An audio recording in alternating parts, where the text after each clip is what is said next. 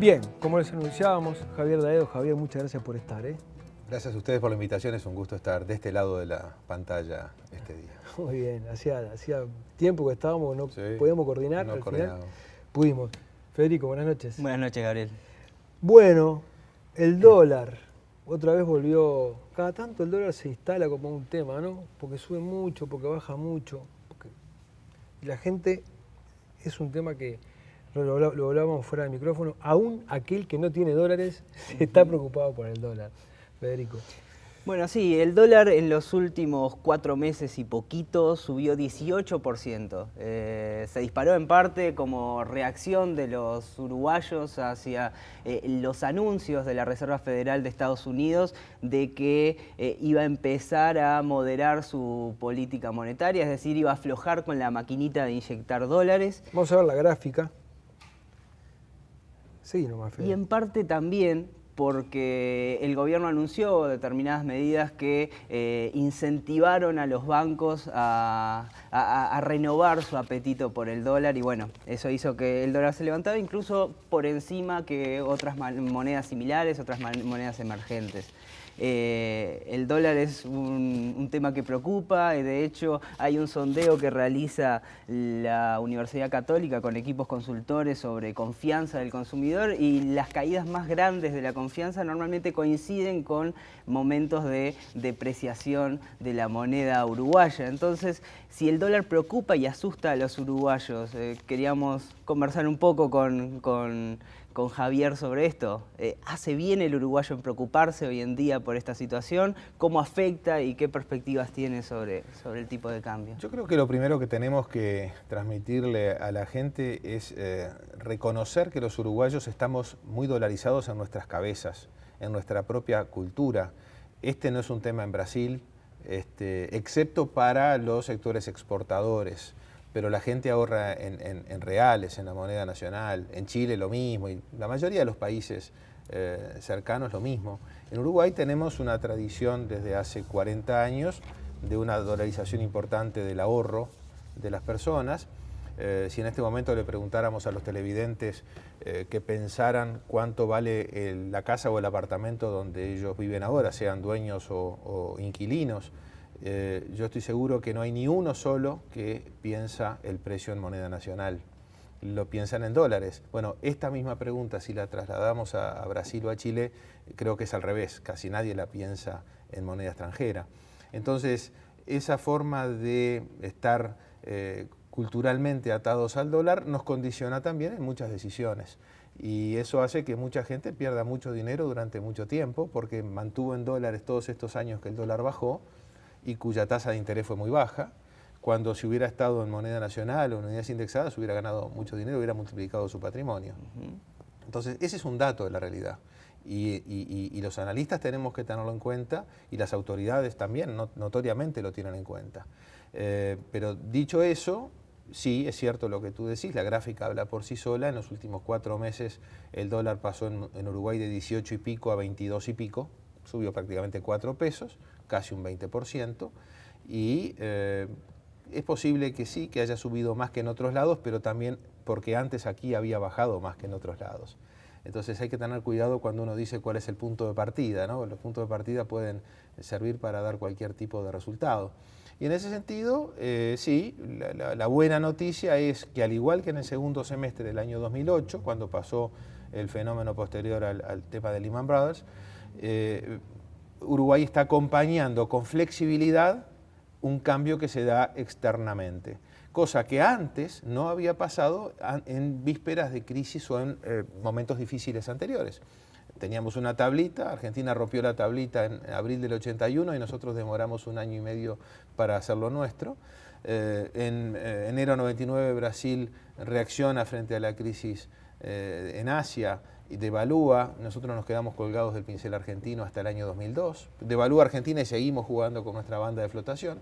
Hemos aprendido las lecciones de los errores del pasado, hoy tenemos una política cambiaria flexible y no se cae la estantería, porque otra de las cosas importantes que pasó fue que se aprovechó muy inteligentemente la oportunidad que dio el mundo en estos años para desdolarizar la deuda pública y entonces, a diferencia de lo que pasaba en el pasado, de que ante una posible devaluación nos quedábamos al borde del precipicio, como tituló Carlos Stener, hizo un muy buen libro que habla de estas cosas y de la crisis bancaria. Bueno, hoy, independientemente de lo que pase con el dólar, la deuda como porcentaje del producto no va a cambiar.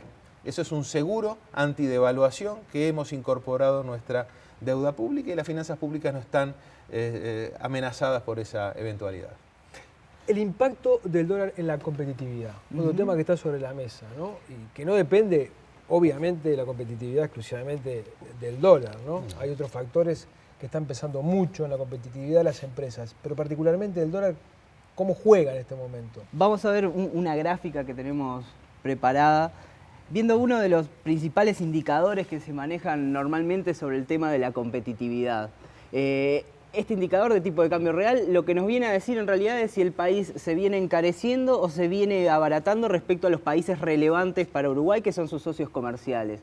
Cuando el indicador baja implica que Uruguay se encarece y cuando el indicador aumenta implica que Uruguay se abarata y por lo tanto se hace más atractivo y es más fácil colocar nuestros bienes y servicios en el exterior, como también es más fácil competir contra los bienes importados.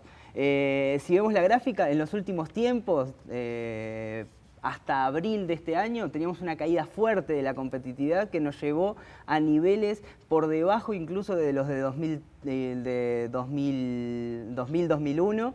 Y bueno, después esta suba del tipo de cambio en los últimos meses nos permitió recuperar competitividad y a julio tenemos una ganancia de 10% respecto a abril. Todavía, sin embargo, seguimos por debajo de los niveles promedio históricos, es decir, el promedio de los últimos 20 años, incluso por debajo de 12 meses atrás. Como quizás también podamos ver otro indicador que tenemos preparado que nos permite aterrizar un poco más Vamos a ver la tercera gráfica. A un lenguaje más cotidiano, quizás la cuestión de la competitividad, que esto es el poder de compra que tienen los uruguayos en el exterior. Es decir, con un salario promedio de un uruguayo, ¿qué cantidad de bienes y servicios podemos obtener fuera, es decir, en nuestros principales destinos turísticos? Y lo que veíamos es que llegamos a tener un nivel de consumo fuera del país 53% superior al promedio de los últimos 8 años. Es decir, que podíamos comprar 50% más cosas en el exterior, en nuestros principales destinos, Argentina, Brasil, incluso en Europa, Estados Unidos, que el promedio de los últimos 8 años. Ahora, por supuesto, con la suba del dólar, ese indicador bajó, pero todavía estamos 30% por encima del promedio de los últimos 8 años. Ibas a hacer un comentario. Sí, que las gráficas son casi una a la inversa de la sí, otra. Exactamente. ¿No? Exactamente, sí, porque en última instancia la primera mide la capacidad de competencia de nuestros productos en el exterior y la otra mide la posibilidad de nosotros ir a comprar. Podemos mostrarla una y otra. Ahora, Javier, ¿cómo esto de que ya se ha convertido en un latiguillo, ¿no? Estamos muy caros. Uruguay es un país muy caro. Eso es evidente, eso basta salir de Uruguay para comprobarlo. Yo sobre la primera de las dos gráficas que mostraste tú recién, es el promedio de la competitividad medida tradicionalmente vía tipo de cambio real con el promedio del resto del mundo relevante para Uruguay. Yo cuando analizo ese tema divido los dos restos del mundo relevantes, el regional y el extrarregional, es decir, Argentina y Brasil y el resto del mundo, porque lo que muestra la historia es que en el corto plazo es inevitable ir acompañando a la región y que nos encarecemos y nos abaratamos junto con ella respecto al resto del mundo. Y cuando ellos ajustan, normalmente nosotros acompañamos en ese ajuste también, como fue el proceso 99-2002 precisamente.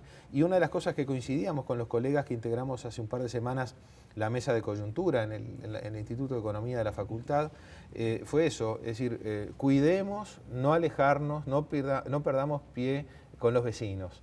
Cuando nos hemos alejado y divorciado del nivel de precios en dólares de nuestros vecinos, nos ha ido mal y lo hemos pagado mediante empleo, nivel de actividad, etcétera. Pero esto tiene algo que ver, perdóname, con lo que dijo Mujica en estas horas, ¿sí? Acerca de que si Brasil devalúa, Uruguay va a ir atrás.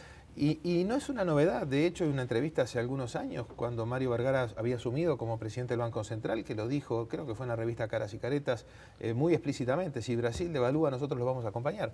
Y de hecho, como bien decía Lorenzo anteayer, efectivamente es lo que ha pasado. Y él lo decía muy claramente: no hay que medirlo en términos de una proporcionalidad absoluta. ¿Por qué? Bueno, porque Brasil, como decíamos recién, es una economía que no está dolarizada.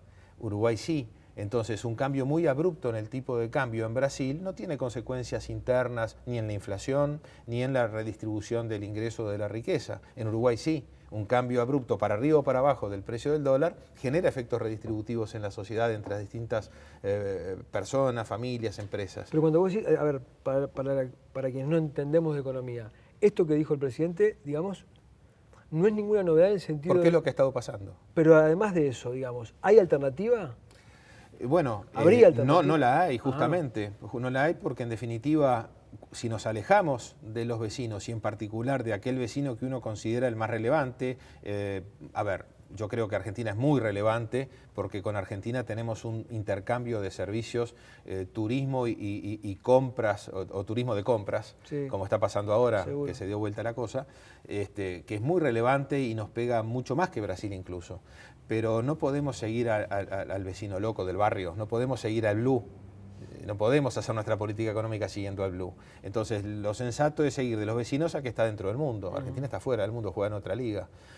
Bueno, hay que seguir a Brasil, por lo menos hay que seguir a Brasil. Y lo que vemos es que le hemos perdido un poco el ritmo a Brasil. Es decir, Brasil ha corregido, por más que ahora se acomodó un poco y de 2.45 bajó a estar en el nivel del orden de 2.30, igual estamos todavía en offside con Brasil.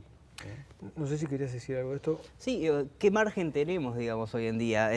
¿Hoy tenemos la capacidad para terminar, digamos, de ganarle? No, de ganarle terreno? No la tenemos porque el gobierno tiene otro objetivo, que fueron los dos objetivos que fueron alternándose en la prioridad en los últimos años, que es el de la estabilidad. Competitividad versus estabilidad. Y yo creo que con bastante sensatez el gobierno dejó, no lo van a reconocer, pero en los hechos lo sabemos todos, que más que el rango objetivo entre 4 y 6, la inflación está dentro de la zona de confort que en algún momento definió con mucha realismo el presidente Vergara, que está en el orden de 8 más menos 1. Si uno ve la evolución de la inflación en los últimos años, está más en el orden de 8 más menos 1 que de 5 más menos 1. ¿A qué te referís con eso de confort y el rango meta? Claro, que hay una meta oficial de llegar a una inflación del 5 más menos 1, pero que en la realidad la inflación está en el 8 más menos 1, y que eso se admite de algún modo porque bajarla tendría un costo en muchas dimensiones, un costo fiscal, un costo en nivel de actividad por el encarecimiento del salario real y un costo también en materia de competitividad, porque yo creo que es mucho más preferible una situación de la inflación que tenemos del orden del 8 y el dólar en 22 y pico que una inflación del 5 con el dólar en 18, digo, que sería la alternativa prácticamente en este momento. ¿Y vos ves que ya estamos pagando, digamos, ese costo de mantener esta brecha de competitividad con Brasil y con el mundo desarrollado? Bueno, en el trabajo profesional que uno hace, que visita distintos tipos de empresas que tienen intereses en distintos lugares del país, claramente aquellos que tienen intereses en la frontera con Brasil vieron cambiar radicalmente su situación en los últimos 2 años. Hace 2 años a esta altura, en septiembre del año 2011, la paridad peso real estaba en 12 pesos por real, hoy está en 9.50. Vaya si eso ha influido, ¿no? Y del otro lado ni hablemos, ¿no? En el litoral ni hablemos. ¿Es de esperar que siga siendo un país caro, que sigamos caros? Ya nos hemos abaratado, como bien mostraban en las gráficas recién, aproximadamente un 15% en dólares. Este proceso recién empieza. No quiere decir que en los próximos 4 meses... Recién empieza significa que vos ves que esto va a continuar. Va a continuar, pero no hay que pensar que va a continuar al mismo ritmo, otro 15% en los próximos 4 meses. Va a ir continuando en la medida de lo posible, teniendo en cuenta el otro objetivo de la inflación, que no se dispare mucho del 8%, y en la medida en que sigamos importando deflación en dólares del barrio. En la medida que el barrio se siga, lo que dijo Mujica, es decir, si Brasil sigue devaluando y mañana en vez de 2.30 está en 2.60, evidentemente no vamos a estar en 22 y pico. Otro tema que quería conversar contigo respecto de esto, dólar y competitividad. Uno escucha a los empresarios siempre hablando de la competitividad cuando el dólar se mueve, ¿verdad? Pero hay otros factores que hacen que la competitividad hoy esté, digamos, complicada para algunas empresas. Por ejemplo, el costo empresa. El costo empresa, el costo salario, lo que ha pasado con los consejos de salario. ¿Cómo ves vos ese equilibrio, digamos? Yo creo que la competitividad evidentemente no es solo tipo de cambio, pero es también tipo de cambio. Digo, hay algunos que dicen, che, siempre con el tipo de cambio. Bueno, pero no, eso no va a llevar al extremo opuesto de soslayarlo por completo. Está claro. Pero hay muchos temas de competitividad que tienen que ver de la puerta de la empresa hacia adentro también. Procesos, en fin, eficiencia, productividad. Y después está el tema de los salarios. Es muy difícil opinar de cuál hubiera sido la historia que no vivimos. Pero yo estoy absolutamente convencido de que estos años de gran crecimiento económico, de gran prosperidad, de gran viento de cola, de un mundo que nos favoreció, aún si no hubiera habido consejos de salarios, el salario real hubiera crecido muchísimo, porque por algo el desempleo es el que es. Bueno, ya empezó a cambiar un poquito, pero digamos, estamos todavía prácticamente en situación de pleno empleo. Sí. En una situación de pleno empleo, los salarios están en el techo. Te digo porque algunos empresarios dicen, la economía marcha, pero traemos los costos pegados a la nuca. Sí. Si la economía llega a pegar un frenazo, los costos nos van a pasar por encima. Bueno, pero también hay un ajuste automático, ¿no? Porque esas empresas seguramente o exportan o compiten en el mercado interno con productos importados, y en la medida en que esa situación se procese van a tener un dólar más alto y van a batir sus costos en dólares y se van a volver más competitivos para el mercado interno. Seguramente también van a sufrir menos el impacto de esa importación que hoy los ahoga un poco y los apremia. Así que, pero es cierto, digo, si uno ve, por ejemplo, la evolución, esto es un tema para que vos lo puedas ver en alguna gráfica, si vos ves la evolución de los commodities o los precios de exportación de Uruguay, queda muy parecido con los non-fuel commodities, y no los ves en dólares, sino en pesos constantes uruguayos, no crecieron, bajaron. No. Han bajado. Entonces, eso es lo que a veces dicen los productores agropecuarios. Sí, a nosotros nos miden porque la soja subió, la carne subió, etcétera. Pero si lo llevamos a precios constantes, uruguayos, internos, no subió, bajó.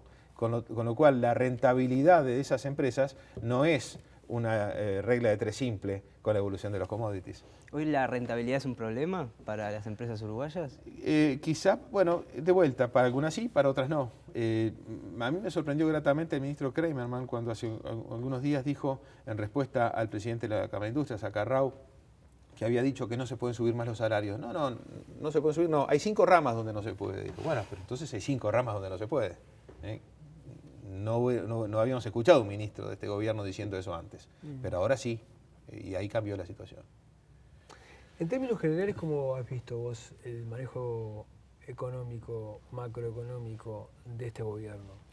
Y lo vi muy parecido a lo tradicional, con una conducta relativamente buena, con aflojamientos en los periodos preelectorales,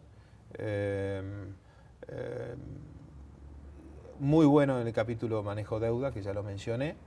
Fuiste de los primeros que yo recuerde, economistas no oficialistas, que le empezó a reconocer al gobierno el prolijo manejo de la deuda. Sí, yo mismo evolucioné en ese sentido, porque al principio pensaba que era inconveniente, hasta que entendí que era un seguro antidevaluación que estábamos comprando.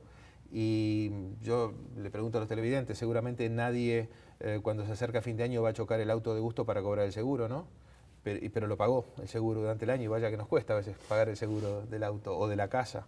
Y no chocamos el auto, le prendemos fuego. Uso. Claro, es decir, los seguros son para eso, ¿no? Hay algunos que todavía no lo entienden, pero seguro que ellos no chocan su auto. Y en materia de competitividad, hay otros aspectos que también, principalmente pensando más allá de la competitividad para comercializar bienes y servicios, para competir por el capital. Ahora que la política monetaria de Estados Unidos se vuelve un poquito más rígida, ahora que ya los dólares ya dejan de sobrar, ¿cómo ves a Uruguay parado para empezar a competir con otros países por esos flujos de capitales? En los últimos años hemos tenido un flujo, y me refiero a la inversión extranjera directa. Los capitales golondrina no me interesan, al contrario, nos complican la vida. Pero la inversión que importa es la inversión directa, y esa que hasta hace 10 años estaba en el eje del 1% anual del producto, pasó al 5%. Antes y durante y después de Botnia, y antes y durante Montes del Plata. Esa inversión ha significado en alguna medida inversión nueva en el país, como en los casos que mencioné, y en otros casos ha significado cambio de mano de activos y de empresas de residentes hacia no residentes que las compraron, o propiedades inmobiliarias, campos o construcciones en zonas residenciales. Yo he estado convencido estos años de que hay dos razones para ese éxito de Uruguay atrayendo inversión directa. Uno es el que tú decís, lo que nos vino de arriba, es decir, tasas internacionales muy bajas que buscan rentabilidades más altas en nuevos horizontes, en nuevos destinos. Pero lo cierto es que no todos reciben esos capitales. Hay que además hacer bien las cosas, hacer políticas amigables para esos capitales y mantener la reputación del país. Bueno, Uruguay recuperó el grado de inversión en estos últimos años y hace políticas que son amigables para esa inversión. Es cierto, los vientos están cambiando y seguramente muchas de esas inversiones quizá no sigan viniendo. Yo no imagino que se vayan a retraer las que vinieron, a diferencia de otro tipo de inversiones especulativas que sí van a ritmo de vértigo buscando mayores rentabilidades. Pero sí, eso es lo que tenemos que tener en cuenta para los que hacen políticas y diseñan programas de gobierno. Bueno, sean cuidadosos de que los próximos 5 o 10 años no van a ser como los últimos 10. Entonces, traten de hacer programas de gobierno que mantengan la reputación del país y la amigabilidad para esas inversiones. Cuando te pregunté sobre la gestión económica de este gobierno, vos dijiste algo así como sin mucho cambio, muy tradicional, digamos, ¿no? El año que viene va a ser el año de campaña electoral, nos van a empezar a vender proyectos y versos de todos los colores. Sí, ya empezaron, digamos, ¿no? algunos, ¿no? Algunos ya empezaron. Alguno quiere derogar el IRPF como si fuera fácil. Está bien. En esta realidad que vivimos, de un país pequeño, sometido a los vaivenes de las economías poderosas, ¿vos pensás que hay mucha diferencia entre un partido y otro? ¿Hay mucho margen de acción entre un partido y otro en el área específicamente económica? ¿Hay margen para hacer una gran macana, digamos, si gana uno, si gana otro? Bueno, los países hacen macanas, mirá del otro lado del río, ¿no? Bueno, y el mes que viene, pero después de la tenemos una elección, sí, pueden hacer macanas. Pero no, yo creo que no. Yo creo que va a haber una diferenciación en los discursos. Cada uno va a poner el sesgo en el mercado objetivo electoral que tiene y que quiere captar, pero al final del día yo pronosticaría que el próximo gobierno va a mantener las políticas macroeconómicas que mantuvo y que vienen de antes, en términos generales. Sí. Por supuesto que Fernando Lorenzo va a pretender decir, no, mirá que cambiamos tantas cosas. No, vamos a hablar claro. Sí. Hay cosas fundamentales que no han cambiado. Algunas se han mantenido, otras se han profundizado. Les cuesta reconocerlo todavía, ¿eh? Sí, yo soy de los convencidos de que un gobierno en un país como Uruguay, felizmente, es un enano que se sube a los hombros de un gigante. Y me rechina cuando hay algún gobernante que pretende tener un discurso refundacional. No somos Venezuela ni Argentina, que cada nuevo gobierno quiere meter preso al presidente anterior y todo lo que se hizo antes fue malo. Por suerte no somos así. Entonces, si no somos así, no lo digamos. Está muy bien. Para la tribuna. Está muy bien. Javier, te quedo muy agradecido. Yo también, fue un gusto enorme estar con por la presencia. Gracias, Fede. Gracias a vos. Nos vamos a una tanda y ya volvemos.